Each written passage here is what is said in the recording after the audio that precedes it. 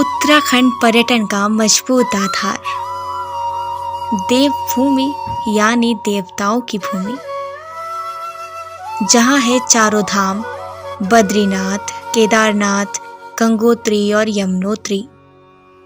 यही नहीं, राज्य में साहसिक पर्यटन के मजबूत अवसर हों या छोटे छोटे गांव में पैर पसारते प्रवासी, सब कुछ एक ही राज्य में देखें, क्योंकि हम दिखा रहे हैं सूचना इंडिया पर देवों के धाम उत्तराखंड को। उत्तराखंड हाईकोर्ट ने राज्य के रिटायर्ड कर्मचारियों से सरकार द्वारा स्वास्थ्य बीमा के नाम पर जबरन उनकी पेंशन से स्वास्थ्य बीमा के नाम हर माह पैसा वसूलने के खिलाफ दायर जनहित याचिका पर सुनवाई की। देखिए रिपोर्ट।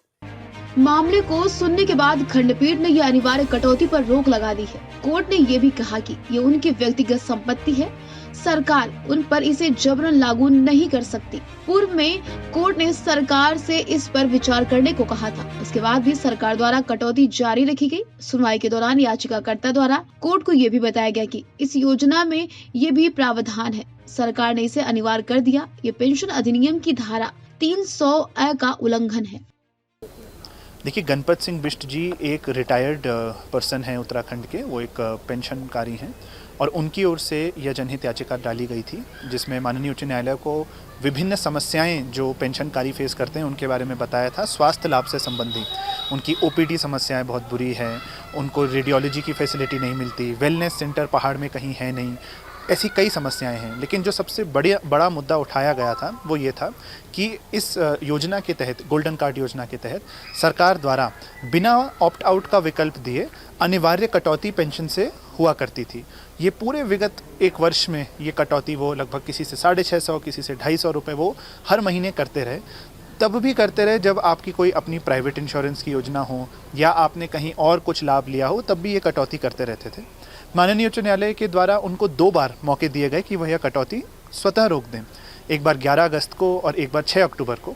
और 6 अक्टूबर को तो सरकार ने कहा था कि वो अपनी अगली योजना में इसको ऑप्ट आउट कर देंगे, परंतु फिर से जब उन्होंने ये नहीं किया और 25 नवंबर की अपनी नई योजना में वो फिर अनिवार्य कटौती ले आए, तब हमने इस मुद्दे को फिर से माननीय उच्च न्यायालय के समक्ष उठाया और इसको गंभीरता से लेते हुए माननीय उच्च न्यायालय की खंडपीठ ने पेंशन से हो रही अनिवार्य कटौती को इस डिसीजन आने तक, यानी कि अंतिम निर्णय आने तक स्थगित कर दिया है। अब पेंशन से अनिवार्य कटौती स्वास्थ्य लाभ के नाम पर नहीं हो सकती। नेक्स्ट डेट कोई माननीय उच्च न्यायालय ने अगली सुनवाई 16 फरवरी 2021 को चिन्हित की है। कुछ मांगा दिया है न्यायालय ने सरकार से? उनका जवाब मांगा गया है। सरकार को बोला गया है कि वो अब एक सप्लीमेंट्री एफिडेविट के तहत अपनी नई योजना को रिकॉर्ड पर लाएं, और ये भी कहा गया है कि स्वास्थ्य लाभ से संबंधी जो विभिन्न समस्याएं आम उत्तराखंडियों को फेस होती हैं उसको बेहतर करने का प्रयास करें।